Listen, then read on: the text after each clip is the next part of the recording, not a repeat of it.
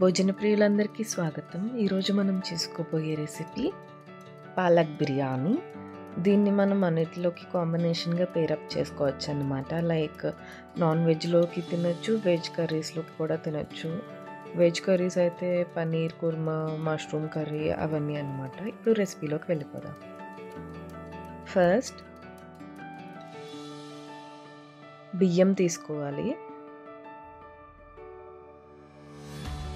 నేను ఈ గ్లాస్ తోటి కొలత తీసుకుంటున్నాను. సో మీరు ఏ గ్లాస్తో కొలత తీసుకుంటే ఆ గ్లాస్తో సరిపడా నీళ్ళు, సేమ్ గ్లాస్తో సరిపడా నీళ్ళు తీసుకోవాలన్నమాట. నేను ఇక్కడ 2 గ్లాసెస్ బియ్యం తీసుకుంటున్నాను. అంటే ఇక్కడ బాస్మతి కాబట్టి 1 గ్లాస్కి 1.5 అన్నమాట. ఇప్పుడు నానబెట్టి ఉంచుకుందాం పక్కన పెట్టి. ఇప్పుడు ఎలక్ట్రిక్ కుక్కర్ తీసుకుందాం. అందులో చెప్పాను కదా 1.5 రేషియో తోటి వేసుకోవాలి. అంటే కరెక్ట్గా 3 గ్లాసెస్ వాటర్ వస్తుంది. ఇప్పుడు ఆ వాటర్ బాగా మరిగించుకోవాలన్నమాట. సో ఇప్పుడు మూత పెట్టేసుకుందాం. కొంచెం సేపు అయిన తర్వాత మరిగినాయి కదా, ఈ స్టేజ్లో మనం పాలకూర అనేది యాడ్ చేసుకుందాం. ముందుగా నేను కడిగి బాగా చాప్ చేసుకుని పెట్టుకున్నాను అనమాట పక్కన. సో ఆ పాలకూరని తీసుకుని ఒక 2 గుప్పుల దాకా యాడ్ చేసుకుని దీన్ని మరిగించుకోవాలన్నమాట. బాగా ఉడకాలి. సో ఉడకడానికి మూత పెట్టేసుకుందాం. ఇప్పుడు దీన్ని పక్కన పెట్టుకుని సైమల్టేనియస్గానే మనకి ఇప్పుడు బిర్యానీ దాంట్లోకి పోపు కింద వేసుకోవడానికి అవన్నీ మసాలా అవన్నీ వేపుకోవాలి. ఇప్పుడు ఆయిల్ వేసుకుని పచ్చిమిర్చి, ఒక బిర్యానీ ఆకు, షాహీ జీరా,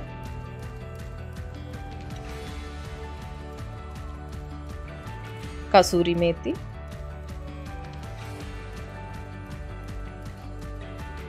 త్రీ ఇలాల్చి, మిరియాలు, మరాఠీ మొగ్గ,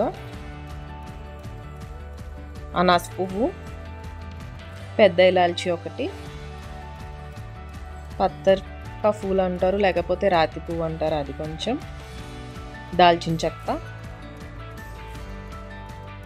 కొంచెం నెయ్యి వేసుకుని వీటిని అన్నిటిని బాగా ఫ్రై చేసుకోవాలన్నమాట. ఈ మసాలాలన్నీ, ఈ మసాలాలు ముందు వేసుకోవడం వల్ల అడ్వాంటేజ్ ఏంటంటే వీటికి ఉన్న ఫ్లేవర్స్ అన్నీ ఆయిల్లోకి దిగి మనం ఈ మసాలాని ఎప్పుడైతే ఆ బిర్యానీ ఆ వాటర్లో యాడ్ చేస్తామో అప్పుడు చాలా బాగుంటుంది ఫ్లేవర్.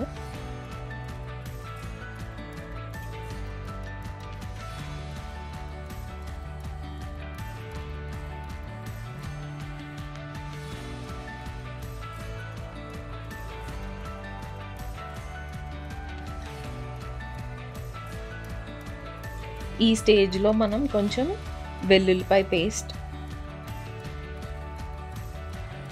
కొంచెం అల్లం పేస్ట్ వేసుకోవాలి. ఇవి కూడా పచ్చివాసన పోయేదాకా బాగా ఫ్రై చేసుకోవాలి. బాగా ఫ్రై అయింది కదా, ఇప్పుడు మనం ఈ స్టేజ్లోనే కడిగి పెట్టుకున్న పుదీనా ఆకుని తీసుకొని యాడ్ చేసుకోవాలి.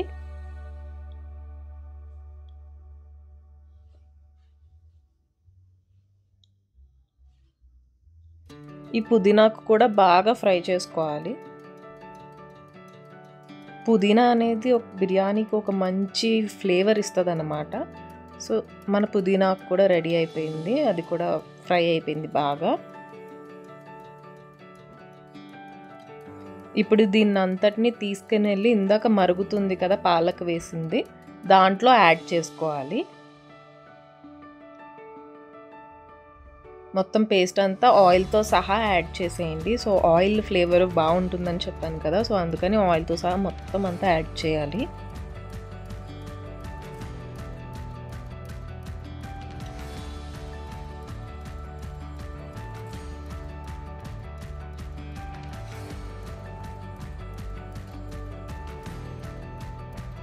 ఇదంతా బాగా కలుపుకొని ఒకసారి నెక్స్ట్ మూత పెట్టేసుకోవాలి.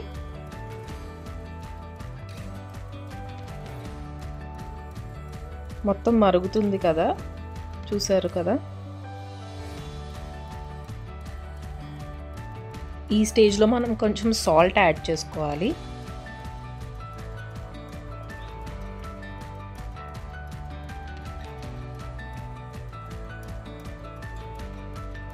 మళ్ళీ మూత పెట్టేసుకొని బాగా మరగనిద్దాం ఇంకొంచెంసేపు. ఇప్పుడు బాగా మరిగింది కదా, ఈ స్టేజ్లో మనం ఇందాక నానబెట్టుకున్న బియ్యం ఉంది కదా, మినిమం 1 to 2 hours నానబెట్టుకోండి. అప్పుడే నేను చెప్పిన రేషియో సరిపోతుంది అన్నమాట. సో ఆ బియ్యాన్ని తీసుకొని యాడ్ చేసుకోవాలి ఇందులో.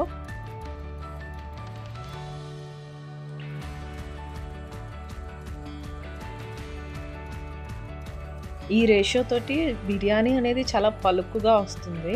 మీరు కూడా తప్పకుండా ట్రై చేయండి ఇంట్లో. ఇదంతా బాగా కలిపేసుకొని మళ్ళీ మూత పెట్టేసుకోవడమే.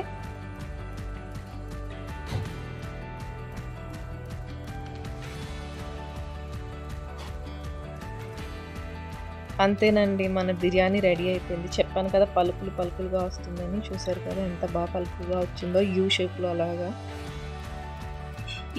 ఈ స్టేజ్లో నేను ఏం చేస్తున్నానంటే పసుపు, అంటే నేను కలర్ వాడను, సో అందుకని చెప్పేసి కొంచెం వాటర్లో పసుపు, కొంచెం మళ్ళీ ఇంకొంచెం వాటర్లో కారం తీసుకుంటాను.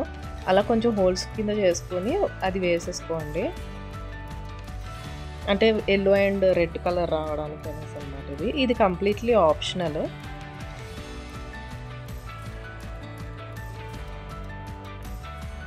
ఇప్పుడు ఇది కారం కలుపుకున్న వాటర్ అనమాట. దీన్ని కూడా అలా పైన వేసేసుకొని కొంచెం సేపు అలాగ ఉండనివ్వాలి. మూత పెట్టేసుకోండి.